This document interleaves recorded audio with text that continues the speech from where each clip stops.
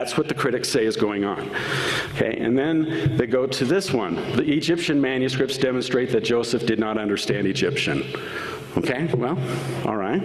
Number 3, the Book of Abraham manuscripts demonstrate that the Sen Papyrus, the Book of Hor, was believed to be the source for the Book of Abraham.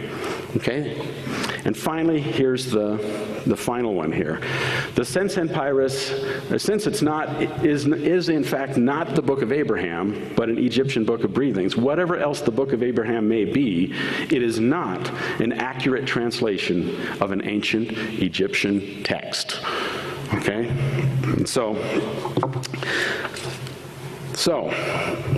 this last one now is the last damning piece of incontrovertible evidence, and it has to be founded on those first 3 assumptions, of course.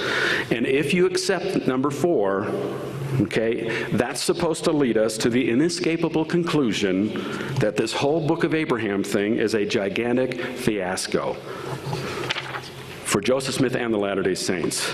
It brings into question the very veracity and legitimacy of the church and shakes it to its very foundation, right? And so we all leave the church, go home, and watch TV, something like that, right? It's over, it's done, okay? Not so easily, though. No, if it was that easy, we wouldn't be here. It'd be a nice package if everything on there were true, okay? But the one part that's on there that is absolutely true is number 4.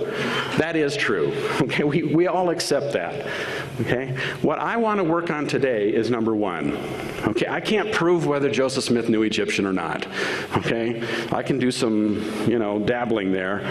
I can't prove what the early brethren believed about the translation process because there's not really anything written about it that much, okay? But I can work on number 1. If those are translation working papers, then the manuscripts are going to give us clues that they're translation working papers, okay? So let me give the bottom line here before we even start. The portion of the Book of Abraham represented in these manuscripts was translated as early as July of 1835. We know that because there is a reference to it, that there was a translation exercise going on in July of 1835. And if you know anything about Joseph Smith's translation abilities with the Book of Mormon or the JST, you know he can do a lot in a little time with his translations. Okay, so keep that in mind. Second, that manuscripts 1, 2, and 3 do not show the marks of a dictated text. Now, why is that important? Because if they were dictated, then that would say, again, that they're part of the translation process. You see? That Joseph Smith is right there dictating these, and then you'd have to explain those hieratic characters on the margin and go, well, okay, now when you define those hieratic characters over here with 100 words, it doesn't make any sense. Can you get 100 words out of one little character? Of course not. Okay? And so it makes Joseph and the brethren look like idiots, okay, to say that. Okay? Because we know that's not what those hieratic characters mean. Right? And so what we have to determine is whether or not they're dictated manuscripts. Was Joseph right there getting the inspiration or telling them what to do with those characters there? Okay, if so, the manuscripts, I think, will tell us that's the case. Now, the third thing we need to keep in mind here, Joseph Smith, in my view, was a seer and a scholar. He was a seer and a scholar. And I believe that Joseph Smith worked with his scribes to bring about the revelatory Book of Abraham that we have, okay, the divine Book of Abraham. But I also believe that they, including Joseph Smith and his scribes or whoever else, they made serious intellectual attempts to understand things, to learn things, languages and such. And I think we need to keep that separate. Joseph the seer and Joseph the scholar. I think he's both. Okay, and we can't pigeonhole Joseph into just saying that, okay, he's a seer, okay, therefore this stuff doesn't make sense. If he's a scholar, Oh, now we've got him working, trying to figure things out, just like the rest of us. Oh, he wasn't given everything. Okay, that's fair. That's all right. So, let me give you a few, what I think anyway, are myths and realities here about the Abraham manuscripts and also about the photos. I want to talk about the photos too. When I talk about the photos, I should let you know that Stephen Christensen, the man who was killed by Mark Hoffman, not me, okay? I'm not Mark Hoffman, okay? Or any incarnation of him. But he worked with the church to produce some high-resolution photographs. And after Christensen was murdered, okay, Mr. Metcalf was able to get negatives from, I think, and Brent, you'll have to help me out here, but I think it was from Stephen Christensen's wife, okay, and so he got the negatives, and he's had those negatives for quite a few years, and he's done lots of studies on those and shared them with some folks and on the internet as well. And so these are the photos I will be talking about. So let's start with myth number one. Now, not everybody believes these myths, but I'm just saying kind of myth because I've seen this as I've monitored the board and as I've heard from different people, these kinds of things here. So myth number one is the high-resolution photos provide an accurate portrayal of the Book of Abraham manuscripts. That's a myth to me, okay?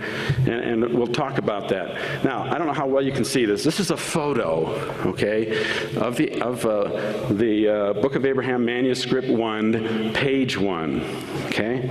And this is the one that comes from the Christensen collection, okay? And so this is something like what Mr. Metcalf would have. Okay, now here's another one that I procured more recently. This is a digital image of the same page. Now, do you see a difference there? There are differences. You can't really see it on this too well, but there's a lot more red. At least this color correction is absolutely beautiful. I've seen the originals enough to know that this one here looks a lot more like the original than this one over here.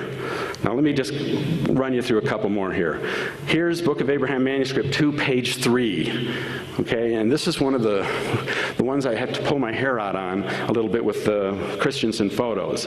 Okay, and here's the new one, a lot nicer. Okay, a nice digitized image there. Another one, this is Book of Abraham Manuscript 3, page 5.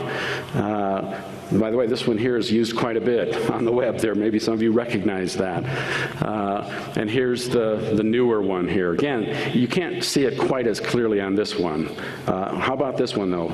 This is manuscript number 4, page 2. This is the Willard Richards one, okay? And here's the newest one right here. So you can see that there's some differences between the digitized images and the earlier photos that were done, you know, over 2 decades ago. It's been more helpful for me, even still, even with these nice digitized images, to go up to the church and look at the originals, because with your eyes, you have more of a 3D viewpoint of things, and it's a lot better even that way. And so I just want you to know that, you know, there's progress being made on trying to make these kinds of things more accessible to scholars to understand these manuscripts better. Now, myth number 2, okay? And this one here I've seen a lot on the board, okay? By the way, this is not Mr. Metcalf. Mr. Metcalf agreed that this is absolutely a myth here, okay? Ink analysis on photos will give a complete and accurate information. Okay, well that can't be true. Why? Because how can you do ink analysis on a photo? It's kind of hard to do that, isn't it? I haven't tried it, and I don't want to, because if you go to the originals and you use a binocular microscope, or if you need to someday do a chemical analysis, it would have to be on the originals, wouldn't it? In order to see the right ink and to see things magnified or whatever, you would use the proper tools. So the reality is you have to do the original on this with a microscope or chemical analysis, and that's just the way it is, folks. Okay, you cannot come to a real solid conclusion about ink with photos. You just can't. It doesn't work. All right, now here's the most overused one I've seen on the web, okay?